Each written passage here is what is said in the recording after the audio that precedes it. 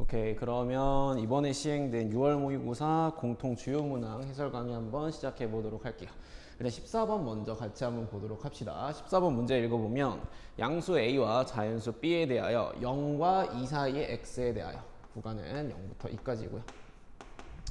0과 2 사이의 X에 대하여 방정식 코사인 B파이 X 빼기 2분의 1 곱하기 A 코사인 B파이 X 더하기 2분의 A 더하기 2가 0이 되게 하는 서로 다른 실근의 개수가 15개다. 이렇게 나와 있네요.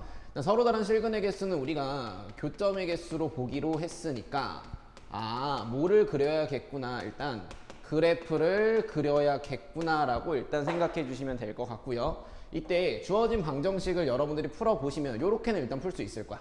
코사인의 B파이 X가 2분의 1이 되거나 아니면 누가 되거나 얘들아 정리하시면 마이너스 2a분의 a 플러스 2가 되거나 이렇게 여러분들이 주어진 방정식을 일단 정리할 수 있을 거고, 이때 문제에서 a가 양수라고 주어져 있으므로 너는 a가 양수면 분모 양수죠.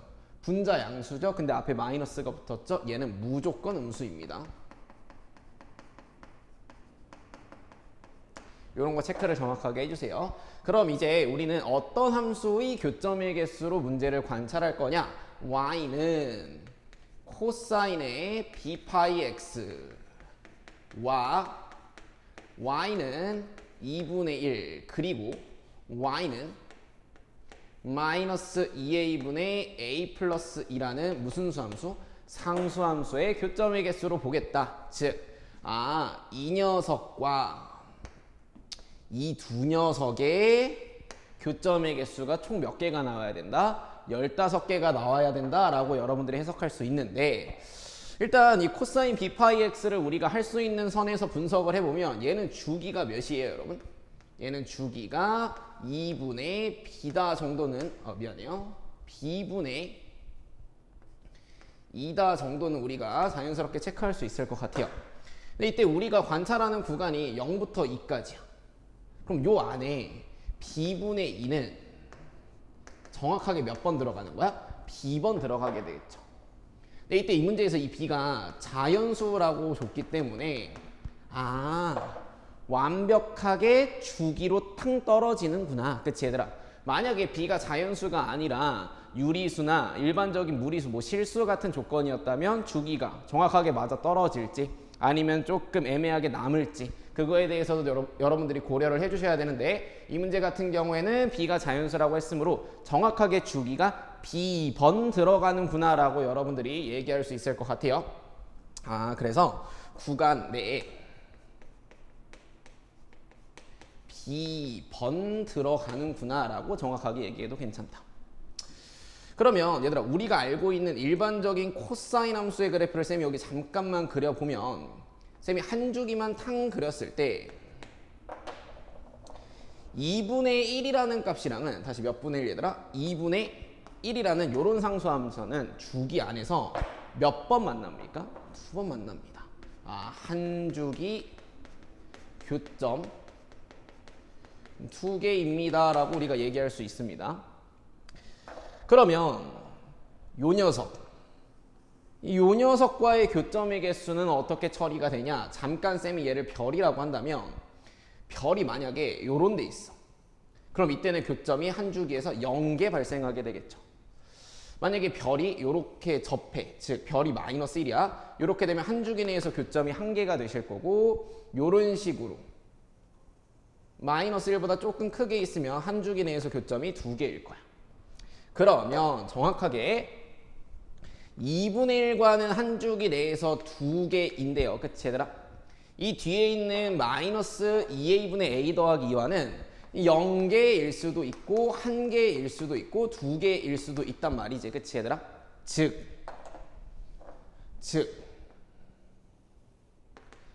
한 주기 내에서의 교점의 개수는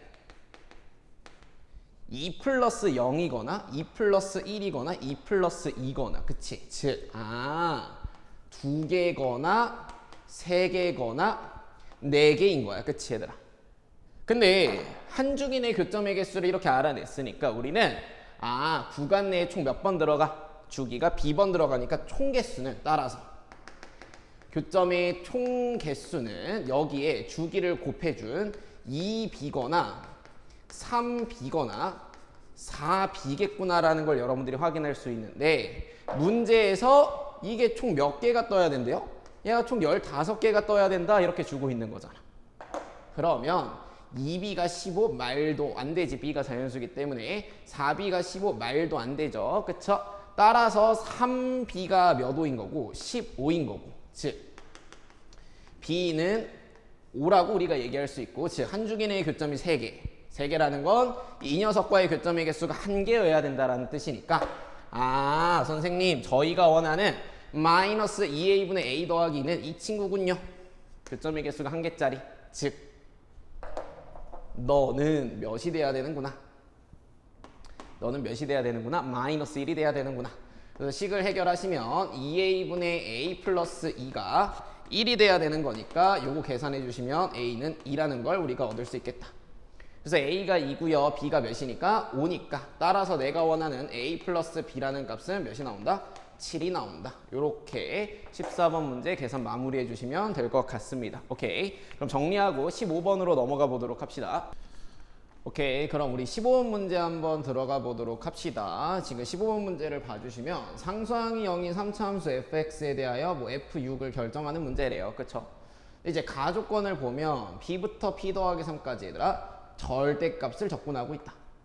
얘들아 절대값을 적분하면 이거의 의미는 뭐죠? 그렇죠. 넓이가 되죠. 넓이. b부터 p 더하기 3 사이에 넓이가 있고 걔랑 얘는 뭐야 얘들아? 그냥 절대값 정적분이야. 절대값 정적분. 넓이와 절대값 정적분이 다르대요. 어떤 구간에서는 p가 0과 3 사이일 때는. 무슨 말이지? 잘 모르겠어. 근데 나 조건도 한번 읽어보면 또다시 절대값을 적분했어. 또다시 넓이야. 또다시 뭐야? 정적분의 절대값을 취했어요. 근데 그 녀석이 또다시 뭐하대? 다르대. 그치? 그런 범위가 0과 1 사이여야 되는데 Q가. 그치? 선생님 그러면 가조건도 그렇고 나조건도 그렇고 결국에 우리는 이 넓이와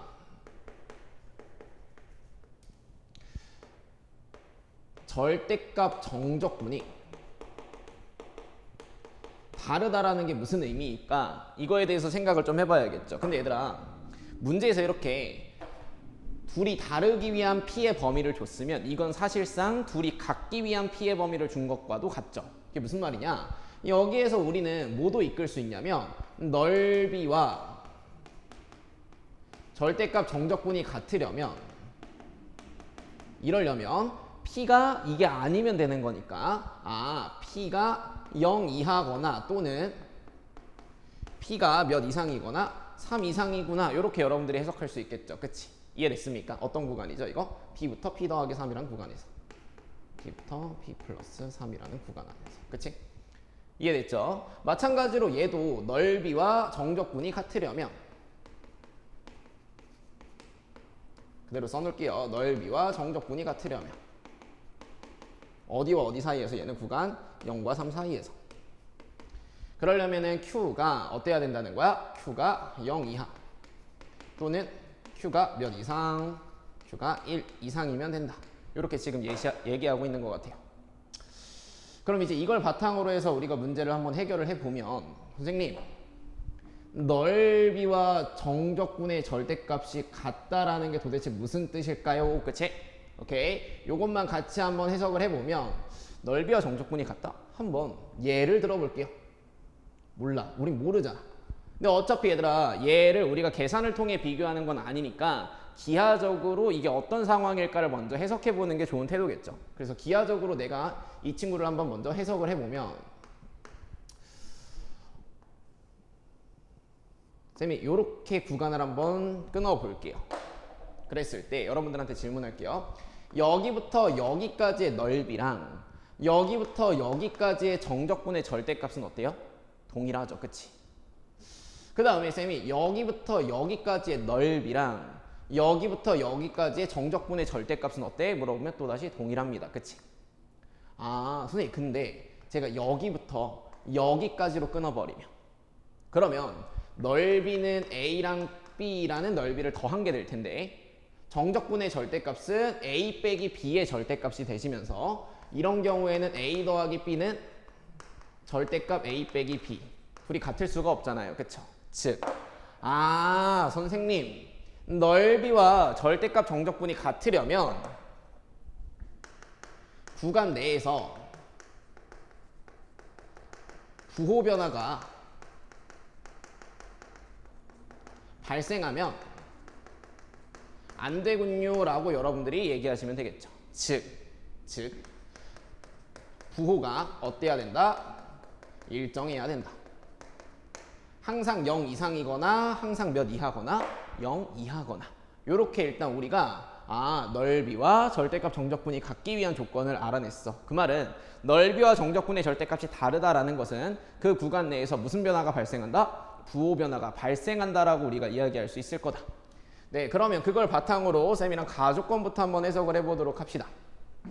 가조건을 보면요, 쌤이 P부터 P 더하기 3까지 구간의 길이 3짜리를 내가 잡을 거야. 구간의 길이 3짜리를 잡을 건데 그때 이제 넓이와 정적분이 이걸로 갑시다. 같으려면 P가 0 이하다 또는 P가 3 이상이다 이렇게 나와 있잖아. 그러면 일단 우리가 알고 있는 정보 중에 하나, 문제에서 fx의 상수항이 0이라고 했으니까 얘는 0,0을 무조건 지날 수밖에 없어요. 여기까지는 괜찮죠? 얘는 0,0을 무조건 지날 수밖에 없는데 그때 P에다가 0을 대입하면 0부터 3까지죠. 0부터 3이라는 요 구간 안에서 넓이와 절대값 정적분이 똑같아야 된다. 즉 부호 변화가 일어나면 안 된다. 따라서 0과 3 사이에서는 부호가 일정해야 돼요. 이해됩니까 얘들아? 다시 0과 3 사이에서는 부호가 뭐여야 돼? 일정해야 되는 거야. 항상 양수거나 아니면 항상 음수거나. 근데 우리가 0에서 왼쪽으로 조금 밀더라도 부호가 계속 일정하대. 그 말은 다시 한번 쌤이 살짝 0에서 왼쪽으로 이렇게 밀어볼게. 살짝 왼쪽으로 이렇게 밀었을 때 여기부터 여기까지도 부호가 뭐 해야 된다? 일정해야 된다라는 것은 얘들아 0이라는 지점에서 X축을 지나는데 이런 식으로 통과하거나 이런 식으로 통과하게 되면은 0에서 무슨 변화가 발생해? 부호 변화가 발생하기 때문에 여기부터 여기까지 부호가 일정하다라는 걸 만족하지 못하게 되죠. 따라서 선생님 0이라는 지점에서 이런 식으로 통과하면 안 되는구나. 즉 0이라는 지점에서 요렇게 또는 요렇게 뭐 해야 되는구나 얘들아? 접해야 하는구나 라는 것을 우리가 파악할 수 있게 됩니다. 여기까지 이해됐죠? 여기까지 이해됐죠? 근데 이제 우린 0에서 왼쪽으로 살짝 밀어본 거는 해결을 했어요. 그걸 통해 0에서 접해야 된다라는 걸 파악을 한 거야. 근데 0에서 오른쪽으로 살짝 밀어볼게요. 다시 우리 지금 0과 3 사이를 다루고 있었는데 여기서 살짝 밀었어. 살짝 밀었더니 예를 들어 쌤이 여기 이 파란색부터 요 파란색까지 관찰을 했을 때는 어때야 된다는 거야? 즉 P가 0보다 클 때는 넓이와 절대값 정적분이 달라야 된다. 즉 부호 변화가 생겨야 된다는 거야. 잠깐만 생각을 해봐.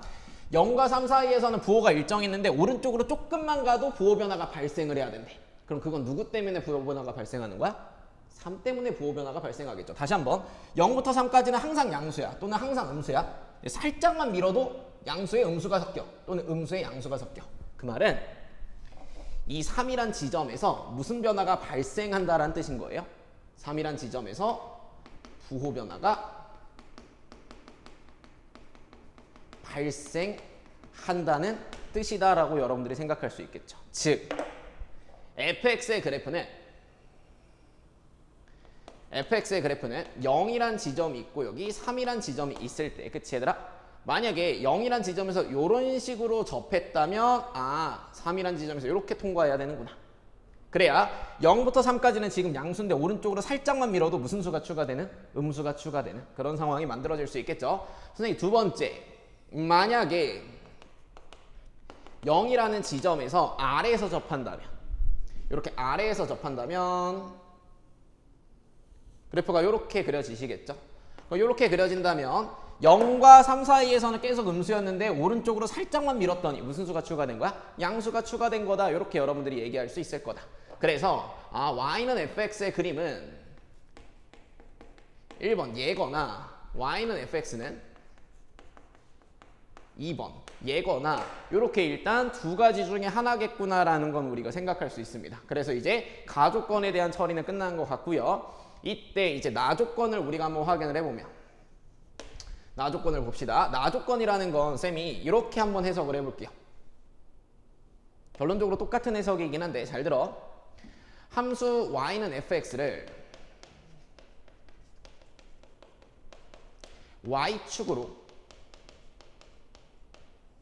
q만큼 무슨 이동을 했죠 지금? 평행 이동을 한 상태예요. 그쵸? 함수 y는 fx를 y축으로 q만큼 평행 이동을 했어. 그치 얘들아? 그때 구간 내에서 즉 구간 0과 3 내에서 부호 변화가 발생하려면 즉 부호 변화가 발생한다라는 것은 둘이 다르다는 뜻이잖아. 그치 얘들아? 부호 변화가 발생하려면 q의 범위가 0과 1 사이여야 한다라는 거잖아. 그 말은 0일 때까지는 부호 변화가 발생하지 않는데 우리가 위로 조금만 올려도 무슨 변화가 발생한다는 뜻이야? 위로 조금만 올려도 부호 변화가 발생한다는 뜻이지. 어디와 어디 사이에서? 0과 3 사이에서. 봐봐. 첫 번째 친구 한번 봅시다. 우리는 0과 3 사이만 볼 거니까 이 그래프만 지금 볼 거야. 이 그래프 지금 선생님 파란색으로 진하게 칠한 이 그래프만 볼 건데 얘를 니네가 위로 조금만 올려. 진짜 조금만 올려도 0과 3 사이에서 부호 변화가 발생하느냐 이거야. 근데 얘는 위로 조금 올렸을 때 부호 변화가 발생합니까? 발생하지 않고 있죠. 다시 한번 얘는 선생님 위로 조금만 이동을 했다 쳐봐. 오케이? 그랬을 때 절대 부호 변화가 발생하지 않고 있으니까 얘는 나 조건에 의해서 내가 원하는 정답 케이스가 아니구나라는 걸 확인할 수 있게 된 거죠. 즉 우리가 원하는 정답이 되는 케이스는 요 2번 케이스일 것 같긴 한데 그치? 관찰을 또 해보도록 합시다. 0부터 3까지 관찰을 할 거야. 0부터 3까지. 그리고 우리 요 정도는 다 알죠? 쌤이 요 곡선을 위로 움직인다라는 뜻은 그만큼 x축을 내린다라고 이야기해도 괜찮지. 그래서 쌤은 지금 곡선을 올린다는 마인드보단 x축을 내린다는 마인드로 볼게요. 그래서 첫 번째 위로 조금 올렸다. 즉 x축을 조금만 내리는 순간부터 0과 3 사이에 무슨 변화가 발생하게 되지 얘들아? 부호 변화가 이런 식으로 발생하게 되죠. 그치? 예를 들어 평행이동을 이런 식으로 해서 x축이 얘가 됐다 쳐봐. 위로 올린 거야. 그러면 0과 3 사이에서 부호 변화가 발생을 하네. 이해되죠? 그러면 선생님 그러다가 q가 몇이 되면? 1이 되면 그때부터는 부호 변화가 발생하면 안 됩니다. 이렇게 얘기하는 거거든. 1 직전까지는 괜찮은데 1이 되는 순간부터는 부호 변화가 발생하지 않아. 즉 내가 위로 올려 노란색을 위로 올리고 있어. 그 말은 x축을 밑으로 내리고 있는 거야. x축을 내리고 내리다가 x축을 어디까지 내리는 순간 요 극소 포인트까지 내리는 이 순간 이 노란색은 구간 내에서 0과 3이라는 구간 내에서 부호 변화가 발생합니까? 안 합니까? 안 하고 있다라고 얘기할 수 있겠지. 즉 얘가 x축이 되는 이 순간이 q가 몇인 순간이야? 1인 순간이라고 얘기할 수 있겠다. 즉 노란색을 1만큼 위로 올린 순간이 이 순간인 거야. 이해되죠? 그 말은 여기부터 여기까지 이 길이가 몇이란 뜻이네? 1이란 뜻이네. 이렇게 생각할 수 있겠다. 괜찮습니까? 즉 정답이 되는 fx를 쌤이 이쪽에 다시 한번 그려보면 0이 있고요. 3이 있는데 이런 식으로 그래프가 그려지시는 거야. 그치? 0이 있고 3이 있고 그 다음에 요 길이가 지금 몇이라고 나와 있는 거야? 요 길이가 지금 1이라고 나와 있는 상태죠. 그럼 우리가 알고 있는 비율 관계를 이용하면 요 길이가 2고 요 길이가 1이라는 걸 알고 있고 그 값의 차공식까지 여러분들이 사용을 하신다면 주어진 y는 fx라는 친구는 식이 어떻게 정의가 되느냐? x제곱에 x-3에다가 우리는 최고차항의 개수가 몇 분의 1이다 정도? 4분의 1이다 정도는 빠르게 계산할 수 있을 것 같아요. 따라서 우리가 원하는 f6의 값은 4분의 1 곱하기 36 곱하기 3. 그래서 몇십 7이다? 27이다 정도로 계산 마무리해 주시면 되겠다. 그래서 15번에서는 이제 넓이와 절대값 정적분이 같기 위한 조건 또는 같지 않기 위한 조건, 그거에 대해서 여러분들이 유심히 생각을 하고, 절대 이 문제는 계산으로 풀어나가는 문제가 아닐 거라는 건 누구나 알 테니까 기하적으로 넓이와 절대값 정적분이 다르다라는 게 어떤 의미일까? 같다라는 게 어떤 의미일까? 거기부터 문제풀이를 시작했으면 어렵지 않게 여러분들이 해결할 수 있었을 것 같다. 오케이, 그래서 15번은 여기서 마무리하고 우리 정리하고 21번으로 넘어가 보도록 할게요. 오케이, 그럼 이어서 우리 6모 21번 문제 같이 한번 보도록 합시다. 네, 21번 문제 최고차 계수가 1인 3차 함수 fx에 대하여 f2의 값을 구하는 문제고요. 이때 우리는 얘를 잘 해석을 해줘야 될 것 같아. f알파는 f'(t-4t 제곱 더하기 4를 만족하는 알파의 최대값을 무슨 t라고 하자? gt라고 하자. 그치 얘들아? 그래서 우리 이 보라색 박스를 해석하기 위해서 쌤이랑 이전에 배웠던 내용 한 번만 복습하고 넘어가 보도록 할게요. 이쪽으로 넘어와서 우리가 얘들아 방정식 fx는 gt꼴, 다시 방정식 fx는 무슨 t꼴? gt꼴이 소재로 등장을 했을 때 우리가 이 문제풀이를 어떻게 접근할 거냐, 요거에 대해서 간단하게 정리 좀 하고 넘어가 보도록 할게요. 이 문제랑 별개로 쌤이 예를 들어서 방정식 fx는 gt에 서다실 개수를 ht라고 쌤이 한번 세팅을 해놓고서 문제를 한번 이야기를 해볼게요. 그럼 우리는 얘들아 일단 서로 다른 실근의 개수니까 어떻게 관찰해 주는 게 맞는 거야? 두 함수의 교점의 개수로 관찰해 주는 게 맞겠죠. 그래서 y는 fx라는 함수랑 y는 gt라는 함수의 교점의 개수가 ht구나, 이렇게 일단 해석하는 것까지는 큰 무리가 없을 것 같아요. 여기까지는. 그치? 근데 들어봐, 이 gt라는 친구가 예를 들어서 뭐라고 할까요? gt가 이렇게 할게요. 이 gt라는 친구가 뭐 2차 함수라고 한번 생각을 해볼게요. t에 대해서. 다시 뭐에 대해서? t에 대해서 2차 함수다라고 한번 선생님이 생각을 해볼게. 그러면 우리가 이 y는 gt라는 친구의 정체 자체는 xy 평면에서 상수 함수가 맞아요. 그치? xy 평면에서는 x가 없으니까 상수 함수가 맞을 거야. 근데 우리가 일반적으로 어떤 곡선과 상수 함수의 교점의 개수를 관찰할 때는 그 상수 함수를 아래부터 위까지 우르르르 훑었단 말이지. 근데 지금 문제는 뭐냐면 이 상수 함수는 단순한 상수 함수가 아니라 어떤 2차 함수에 따라서 왔다리 갔다리 하는 상수 함수다 이거지. 그치? 그래서 쌤이 이 녀석을 어떻게 해석할 거냐면 이 y는 gt라는 친구는 y는 gx의 x는 t에서의 함수값이다 라고 해석을 해볼 거예요. 다시 y는 gx의 x는 t에서의 무슨 값? 함수값. 그러면 t에 따라서 이렇게 움직인다라고 생각하지 말고요. t는 x축 위로 움직이는 거야. 다시 t는 무슨 축 위로 움직인다? x축 위로 움직이는 거예요.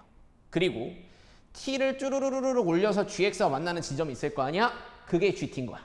그 순간의 함수값이. 그리고 그 gt를 쭉 이어서 누구와 만나는? y는 fx와 만나는 교점들을 관찰하는 순간 이 방정식에 대한 해석은 마무리가 된다. 그게 무슨 소리죠? 그래서 그걸 어떻게 할 건데요? 그래서 우린 방법을 정리를 한번 해볼게요. 첫 번째로 y는 fx랑 y는 gx의 그래프를 각각 그릴 거예요. 다시 각각 그린다. 다시 y는 fx와 y는 gx의 그래프를 각각 그리는데 이때 높이는 일치시킨 상태에서 여러분들이 그려주셔야 됩니다. 이게 무슨 소리죠? 좀 이따 같이 한번 이야기해 볼 거야. 그런 다음에 x는 t에서의 gx의 무슨 값을? 함수 값을 상수 함수로서 인정을 하고 그 녀석과 y는 무슨 x에 fx에 무슨 점을 관찰하겠다? 교점을 관찰하겠다. 이해됐습니까 얘들아? 일단 이런 식으로 우리가 fx는 gt꼴의 방정식을 해석을 할 건데 예를 들어서 쌤이 한번 보여드릴게요. 이쪽으로 와볼게요. 내가 fx라는 함수가 이렇게 생겨먹었다라고 한번 생각을 해볼게요. y는 fx가 이렇게 생겨먹은 상태라고 한번 생각을 해볼게. 그리고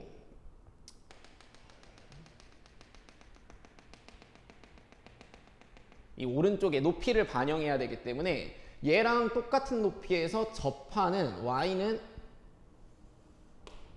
gx라는 함수가 지금 있는 상태다라고 생각을 해주시면 됩니다. y는 gx라는 함수가 지금 있는 상태다. 그리고 여기 이미 x축이 이렇게 있다라고 생각을 해주세요. 잠깐.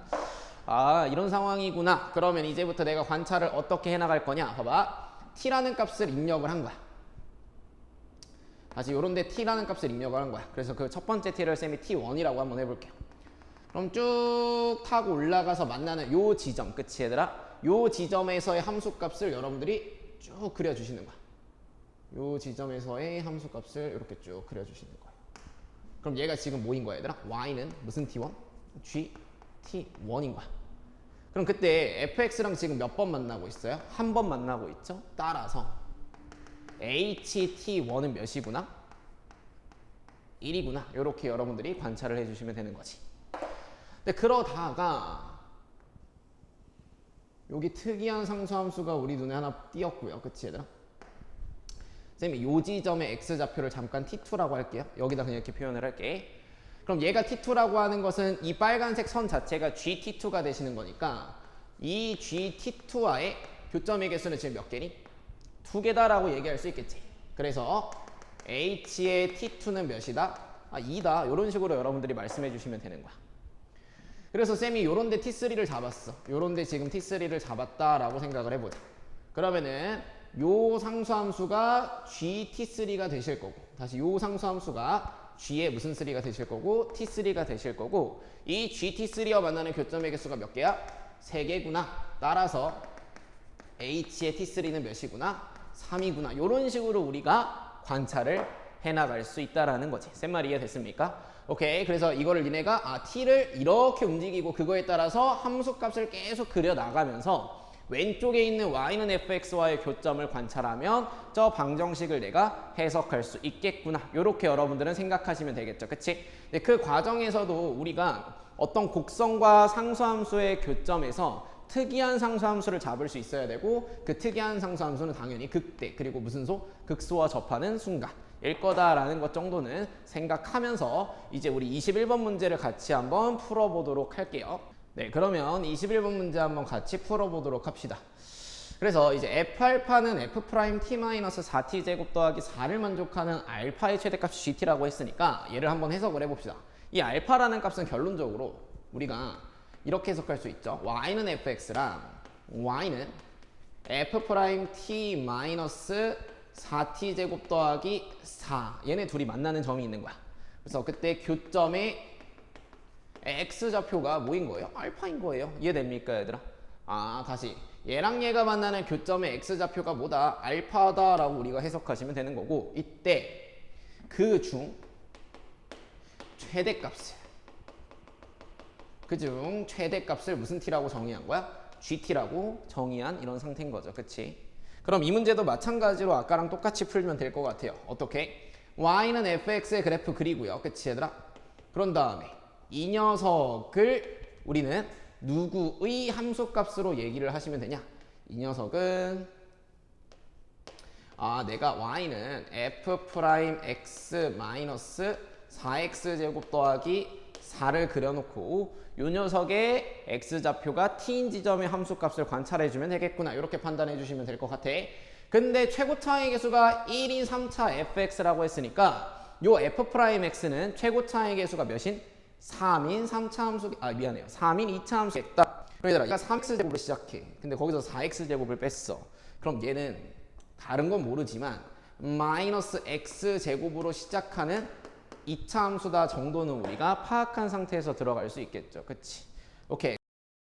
그러면 한번 시작을 해볼게요. 근데 문제가 있네.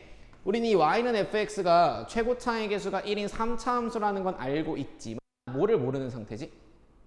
그치, 얘가 극값이 있느냐 아니면 극값이 없느냐 요 사실을 지금 저희가 아는 상태다 모르는 상태다? 네, 모르는 상태입니다. 그치? 그래서 그 부분을 우리가 조금 신경 쓰면서 이야기를 해보면 첫 번째, 이 함수 fx가 극값이 없다라고 한번 생각을 해봅시다. 다시 극값이 없다라고 한번 생각을 해볼게. 그럼 fx의 그래프는 어떻게 생겨먹었는지 정확하게는 모르겠지만 대충 극값이 없어요 정도로 우리가 그려놓을 수 있을 것 같아요. 괜찮습니까? 그리고 이제 이 왼쪽에서 특이한 상수함수가 없으니까 쌤이 그냥 오른쪽에 위로 볼록 2차 함수를 대충 이렇게 그려놓고서 한번 시작을 해볼게요. 지금 쌤이 여기다가 그린 얘가 누군 거야? y는 f'(x) 4x 제곱 더하기 4라는 친구를 지금 그린 거라고 생각해 주시면 될 것 같아.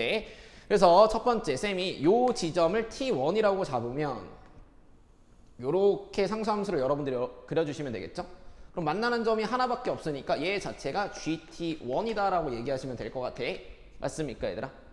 그리고 내가 t2를 요렇게 이 꼭지점까지 올렸어.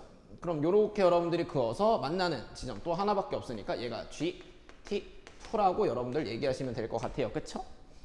그리고 마지막 예를 들어 내가 여기를 t3라고 잡았어. 그럼 t3에서의 상수함수를 쭈루루루루루루 그렸을 때 여기가 뭐가 되는구나? g의 t3가 되는구나 정도까지 우리가 파악이 되죠. 잠깐만. 그래서 내가 경향을 보면 내가 t값을 키우면 키울수록 x좌표가 이 곡선을 따라서 요렇게 움직였다가 그치 얘들아? 이 꼭지점과 만나는 이 순간에서 최대를 찍고 뭐 하는구나? 여기서 방향을 전환해서 이렇게 내려가는구나. 이렇게 판단할 수 있겠죠. 그치? 근데 이때 단 한 번도 뭐 점프하는 순간이 있어 없어 얘들아? 점프하는 순간 없죠? 따라서 얘는 불연속 지점이 있다 없다? 불연속 지점이 없다. 요렇게 1번에 대해서 해석해 주시면 될 것 같아요. 이해됐죠? 즉 함수 y는 fx는 극값이 없으면 gt가 이렇게 올라왔다가 이렇게 내려가니까 연속 함수겠구나. 근데 문제에선 gt가 불연속 함수라고 줬으니까 함수 fx는 무슨 값이 있겠다? 극값이 있겠다라고 생각하고 두 번째, 극값이 존재하는구나로 넘어와 주시면 될 것 같아요. 맞습니까 얘들아? 그래서 쌤이 3차 함수의 그래프를 대충 요렇게 먼저 그려볼게요. 얘가 y는 fx겠구나. 근데 이때는 얘들아 우리가 조금 주의할 지점이 특이한 상수함수, 좀 특수한 상수함수가 우리 눈에 몇 개 보이죠? 2개가 보이는 상태예요. 이렇게 하나,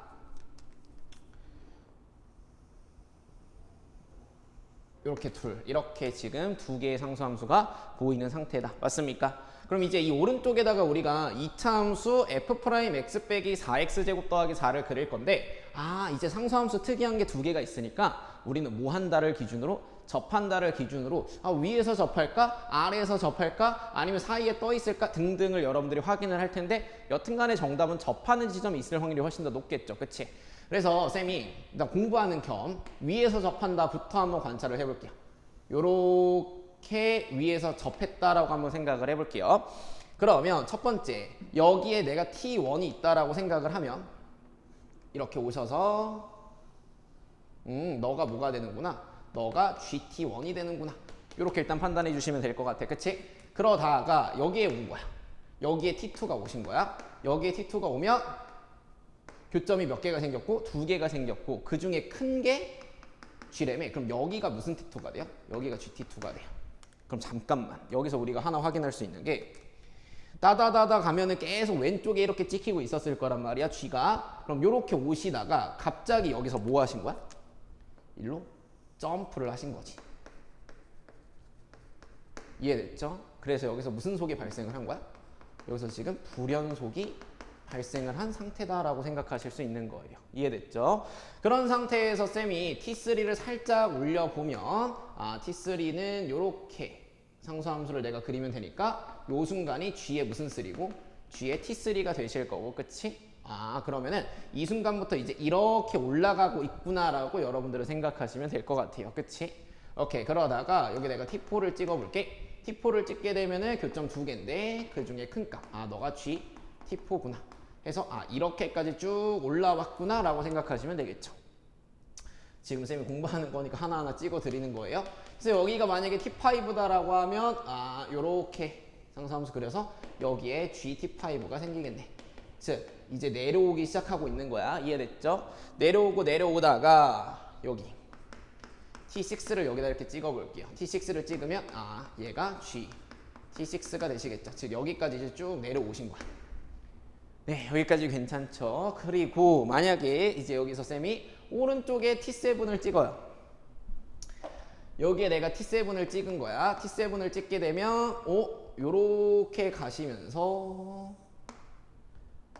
여기에 G에 T7이 생길 거야. 즉 잠깐만 이렇게 쭉 내려왔어. 그래서 여기에 GT6가 마련이 됐는데 갑자기 또 여기에서 여기로 뭐를 해야 되는 거야? 점프를 해야 된다라고 우리가 느낄 수 있겠죠. 맞습니까? 그럼 여기서 또다시 무슨 속이 발생을 했어? 불연속이 발생을 했다. 근데 문제에서 T는 몇에서만 불연속이라고 했죠? 3에서만 불연속이래요. 그럼 얘는 불연속이 몇 개? 지금 2개 발생한 거지. 근데 그 불연속이 발생하는 지점을 내가 살펴봤더니 뭐야?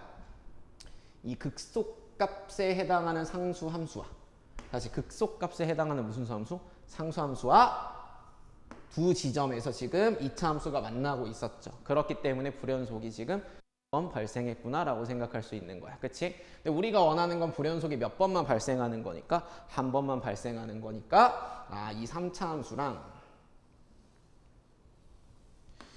함수랑 이 극속값에 해당하는 상수함수가 있을 때 오른쪽에 그려지는 2차 함수가 어떤 식으로 요렇게 접하는 형태로 여러분들이 그려져야 되겠구나라는 거 이제 추론이 될 거라고 쌤은 생각을 합니다. 오케이.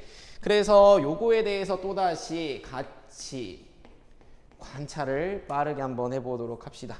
얘들아 여기에 T1이 있으면 요렇게 누가 찍힐까? 요렇게 G에 T1이 찍히겠죠? 맞습니까? 그러다가 여기에 T2가 되면은 땅 가서 여기에 GT2가 되시면서 경향파 이렇게 올라오고 있었을 거야. 여기서 갑자기 일로 뭐 한 거야? 점프를 뛰신 거야. 그치? 점프를 뛰면서 불연속이 생겼겠죠? 그리고 이제 여기서 살짝만 오른쪽으로 움직여도 다시 여기서 살짝만 오른쪽으로 움직여도 다시 왼쪽 구역으로 G가 오셔야 되죠. 이렇게. 맞습니까? 그럼 다시 점프를 뛰어야 되니까 순간적으로 여기를 찍고 다시 일로 오시는 거죠. 즉 그래서 불연속이 몇 번? 한 번 발생했다고 여러분들은 얘기하실 수 있을 것 같다. 그래서 우리가 원하는 그림은 요 그림이고요. 그래서 요 그림에서 다시 한번 식을 볼게요. f'x 마이너스 4x제곱 더하기 4라는 2차 함수가 있는데 문제에서 gt는 t가 몇일 때 불연속이라 했죠? 3일 때. 그 말은 t2가 몇이라는 거야? t2가 3이라는 거네. 그치? t가 3일 때 불연속이라 했으니까. 그래서 t가 3일 때, 즉 여기 gt2, 얘 g3이네. 근데 그게 몇이라는 거야? 1이다 이렇게 주신 거네요. 즉 여기에 x좌표가 몇이구나? 1이구나 라는 걸 우리한테 알려주신 거네. 괜찮죠? 오케이, 좋아요.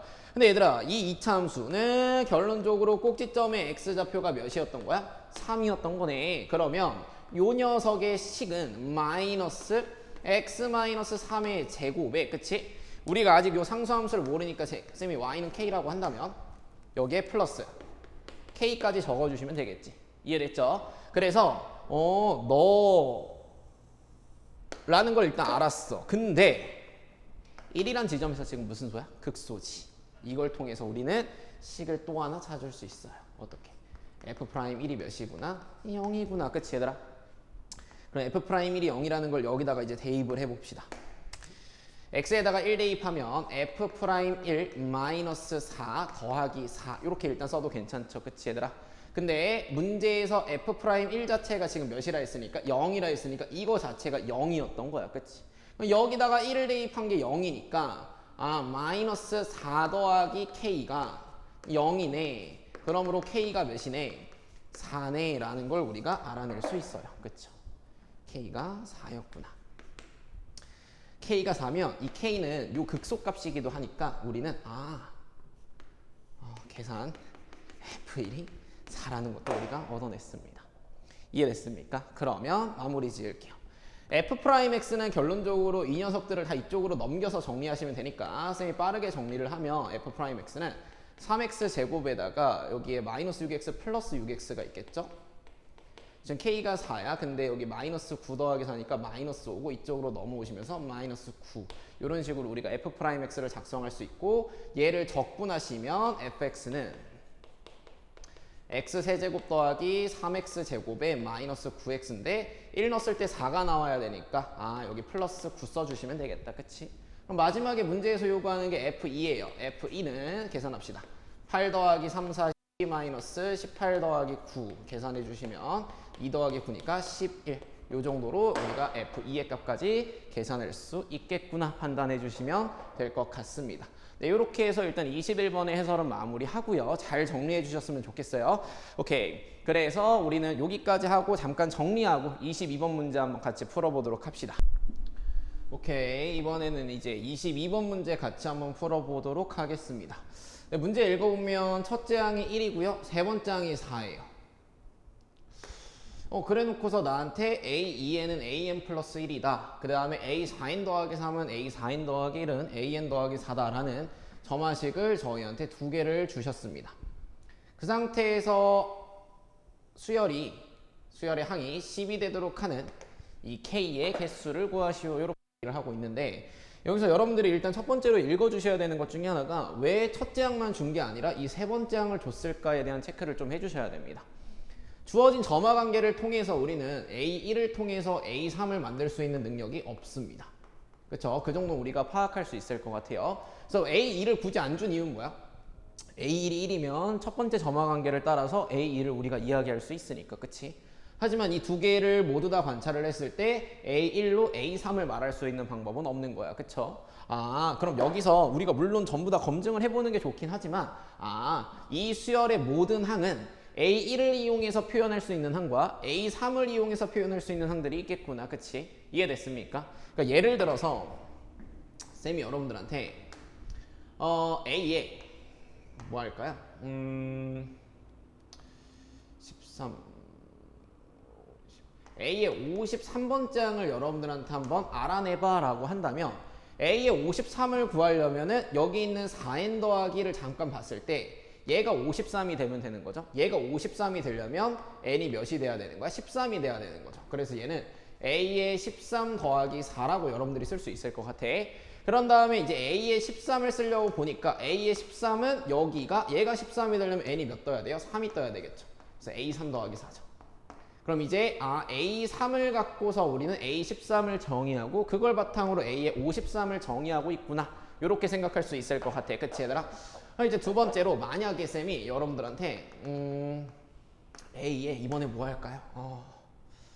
뭐 할까요? A의 33을 쌤이 여러분들한테 물어봤다라고 쳐봐. 그럼 A의 33은 마찬가지로 쌤이 계속 이거 쓰고 있네요. 그래서 얘는 A8 더하기 4라고 여러분들이 쓸 수 있어요. 8은 짝수니까 위에 걸로 가서 A8은 A4 더하기 1이고요. A4 더하기 1은 그러니까 여기서 A4는 우리가 A2 더하기 1이라고 할 수 있고 여기서 말하는 A2는 A1 더하기 1, 즉 얘는 몇 번째 항에 의해서 첫 번째 항에 의해서 결론적으로 내가 33번째까지 갈 수 있겠구나. 요 정도는 우리가 체크할 수 있을 것 같아. 그래서 결론이 뭐냐? 수열 AN의 항은 A1 또는 누구에서 시작해서 A3에서 시작해서 결정되네. 요 정도는 우리가 간단하게 체크하고 넘어가도 괜찮을 것 같아요. 뭐 엄밀하게 증명을 하진 않았습니다만 요 정도 얘기하면 여러분들이 충분히 이해가 되실 거라고 쌤은 생각을 합니다. 오케이, 그런 상태에서 우리는 AK가 10이 되게 하는 K의 개수가 궁금한 거야. 정확하게 K가 누구냐가 아니라 K가 몇 개인지가 지금 궁금한 상태인 거죠. 그쵸? 근데 이제 쌤 같은 경우에는 이 문제를 이제 어떻게 접근을 했냐. 봐봐. 이 첫 번째 점화식은 1을 더하고요. 다시 이걸 내가 1번이라고 쓸게요. 쌤이 요걸 2번이라고 잠깐 써볼게. 그래서 1번 점화식은 뭐냐면 플러스 1을 하면서 항을 한 개 생성하는 친구다 라고 쌤은 이해를 했습니다. 그쵸? 항을 한 개 생성 몇 번째 항이냐가 지금 중요한 게 아니잖아. 그치 얘들아? 항이 몇 개 나오냐. 항의 개수가 궁금한 거니까. 두 번째 점화식은 4를 더하면서 이 점화 관계는 4를 더해서 나오는 항이 몇 개가 나와? 2개. 항을 2개 생성하는구나.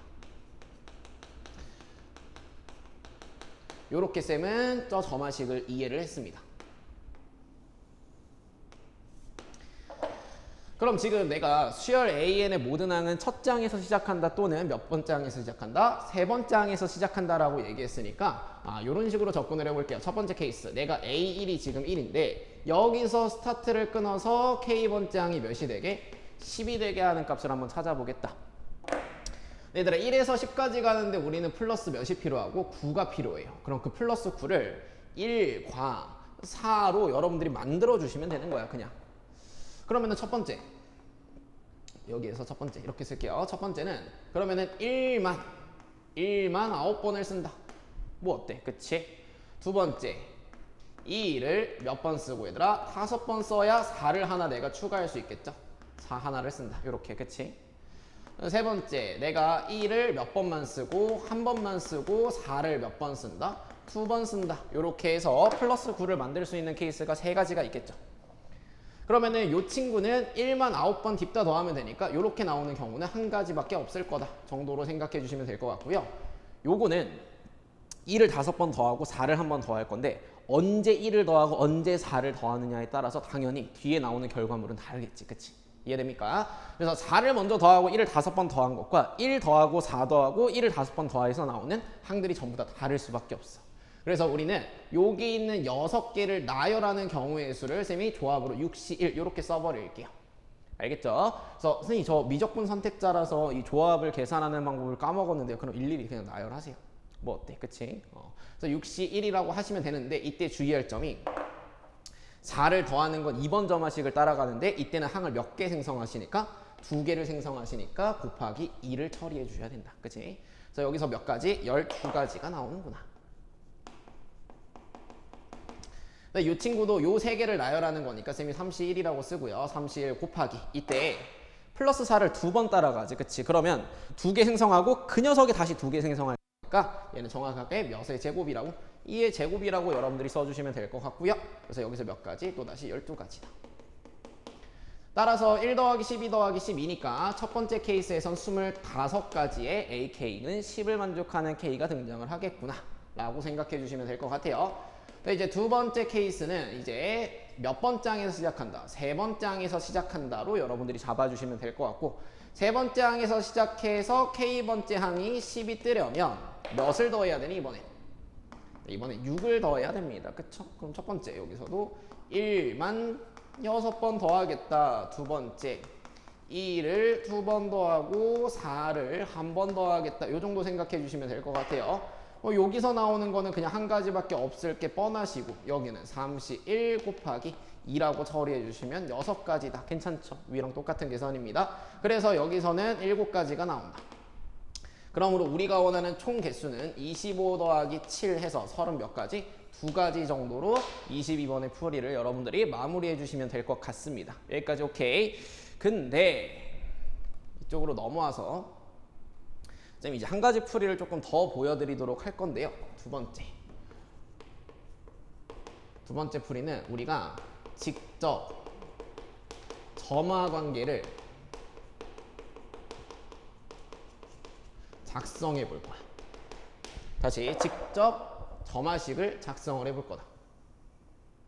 그래서 이 두 번째 풀이 같은 경우는 여러분들이 좀 힘들 수도 있으나 한번 같이 이야기를 해보면 좋을 것 같아요. 같이 한번 봅시다. 쌤이 여기서 새로운 함수 하나를 좀 정의하고 들어갈게요. 오케이. 쌤이 함수를 하나 정의를 하고 들어가 보도록 하겠다.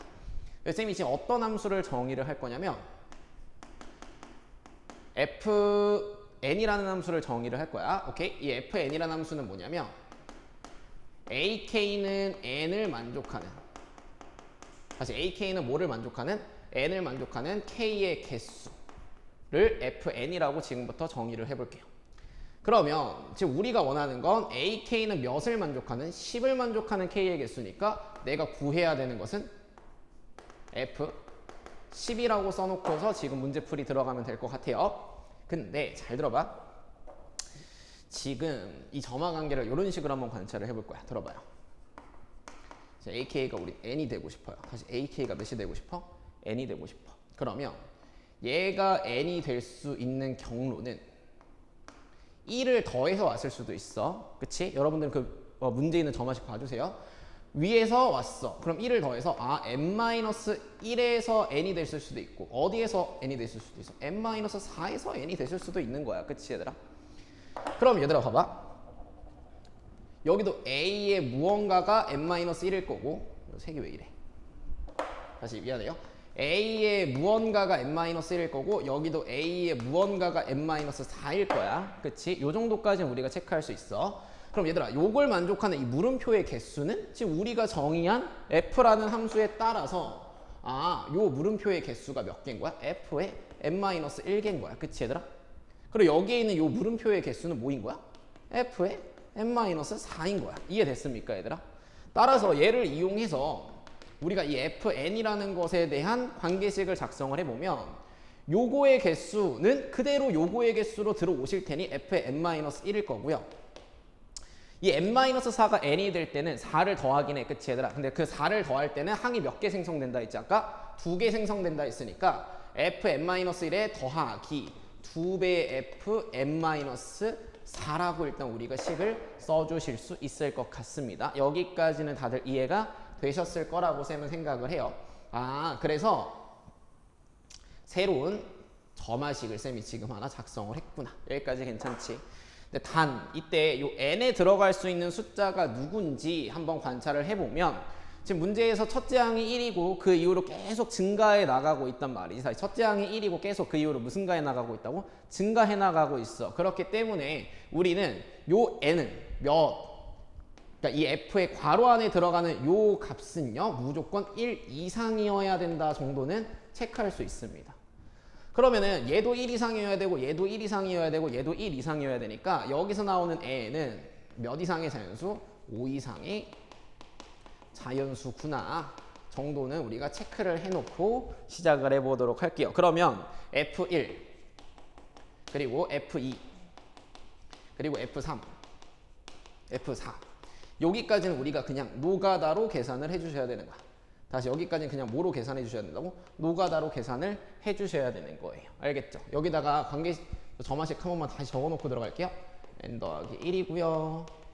a의 4n 플러스 3이랑 a의 4n 플러스 1이 an 플러스 4라는 값으로 지금 갔고요. 그리고 첫째 항이 1이었고요. 세 번째 항이 4였습니다. 오케이 가볼게요. 얘들아 1이 되는 값은 a1밖에 없으니까 f1은 1일 거다라고 생각해 주시면 될 것 같아요. 그리고 2가 되는 값은 1에서 1을 더한 것밖에 없어. 그럼 a2니까 1밖에 이것도 한 개밖에 없다. 이렇게 생각할 수 있을 것 같아요. 얘들아 3이 되는 것도 계속 1을 더하는 것밖에 없어. 그치? 그래서 여기도 한 개밖에 안 나올 거다. 그치? 이제 4가 되는 값은 1에다가 3번 1을 더한다. 또는 a3이 있다. 그치? 그래서 여기서 총 몇 가지? 2가지라고 f4를 여러분들이 써놓고 이제 f5부터 요 점화 관계를 바탕으로 쌤이랑 나열을 해보면 F5는 F4 더하기 2배의 F1이죠. 그럼 계산하시면 2 더하기 1 곱하기 2니까 여기 4라고 써주시면 될 것 같고요. F6이라는 값도 우리가 한번 관찰을 해보면 F5 더하기 2배의 F2라고 써주시면서 F5가 몇이야? 4 더하기 1 곱하기 2니까 2 해서 6이라고 써주시면 될 것 같고 그 다음에 F7도 써보면요. F7은 F6 더하기 4칸 빠꾸한 2F3이죠. 그래서 F6이 6이고요. 6에다가 F3의 2배 2를 더한 6 더하기는 8이다. 이렇게 써주시면 될 것 같고 자 F8 씁시다.